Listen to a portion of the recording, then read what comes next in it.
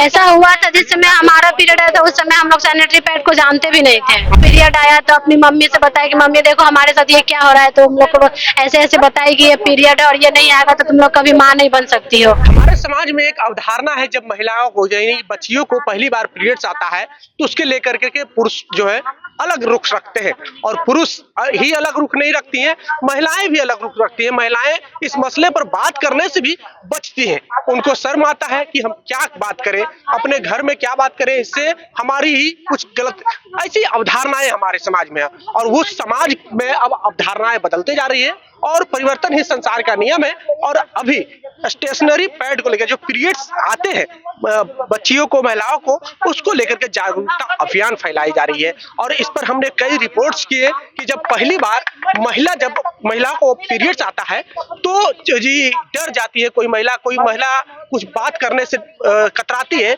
और वही अब जागरूकता अभियान देखने को मिल रहा है राजधानी पटना में।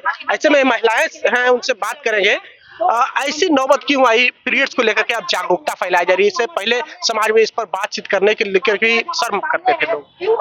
देखिए, इसी शर्म को हम लोग जो है चुप्पी तोड़ो यात्रा निकाले हैं। जो हमारे इसके बिशु भाई हैं, जो अभी बिहार से मुंबई तक वो पद यात्रा कर रहे हैं, तो आज हम लोग गांधी मैदान से बोरिंग रोड चौराहा तक पद यात्रा करेंगे और ये संदेश देंगे कि जो भी महिलाएं बहनें हैं वो चुप्पी तोड़े, चुप्पी तोड़कर अपना जो, क्योंकि आजकल जो है घर में ही छुपा कर पैड भी लाना है तो पेपर में पैक करके लाना है, तो ये सब इसी विषय पे आज हम लोग चुप्पी तोड़ो यात्रा निकाल रहे हैं।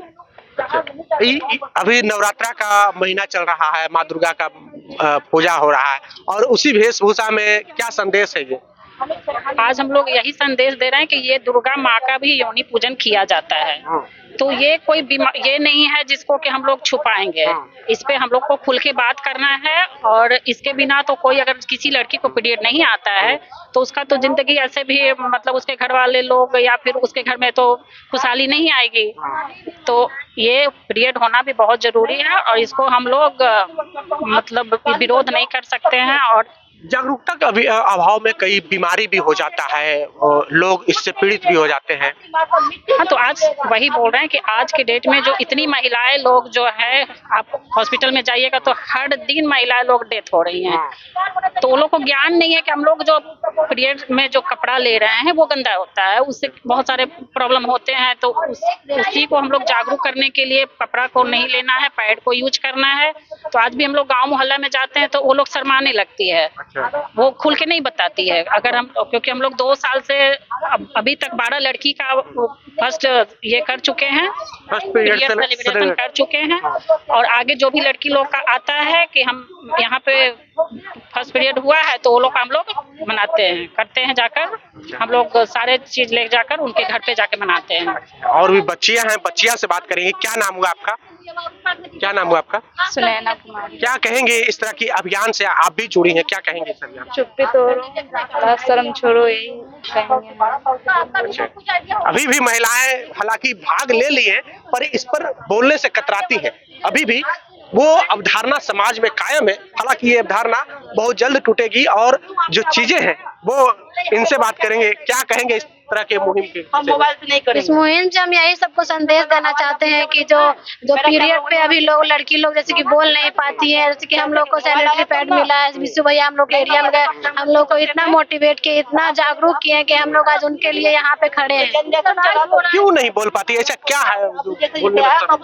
हम लोग पहले नहीं बोल पाते थे, लेकिन जब से विशु भैया गए हम लोग को इसके बारे में बताए हैं। और फिर हम लोग पिछली बार भी दुर्गा जी बने थे और बोरिंग रोड चौराहा पे ऐसे ही खड़े थे।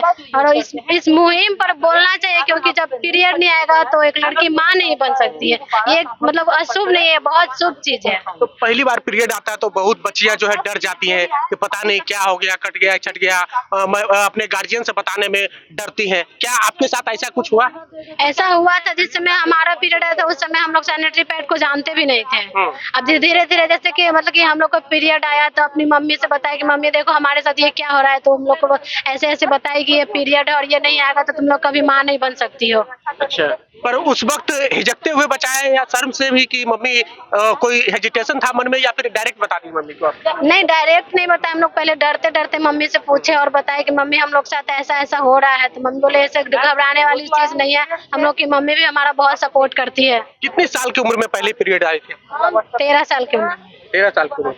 और उस वक्त मम्मी से बताए, आज के बच्चियों को आप क्या कहेंगे जो आज की बच्चियों तो हम लोग ऐसा मुहिम चला रहे, यूट्यूब, फेसबुक, इंस्टा पे इतना पीरियड के बारे में हर जगह पे सबको जागरूक हो। आज की बच्चे को बताना ही नहीं है कि ये पीरियड क्या होता है। वो तो ऐसे ही फोन पे ही देख के उन लोग को पता चल गया है कि पीरियड क्या होता है और कैसे आता है, हम लोग को कैसे यूज करना है सैनिटरी पैड को भी। तो देखिए, एक मुहिम चलाई जा रही है और ये अच्छी मुहिम है। और इससे पहले जो है महिलाएं जो पीरियड्स में बात करने के लिए कतराती थी कि पता नहीं लोग क्या सोचेंगे, पता नहीं घर वाले क्या सोचेंगे। पर उस मुहिम को अब व्यापक रूप से विस्तार किया जा रहा है और लोग यहाँ पर ये जागरूकता अभियान कर रहे हैं।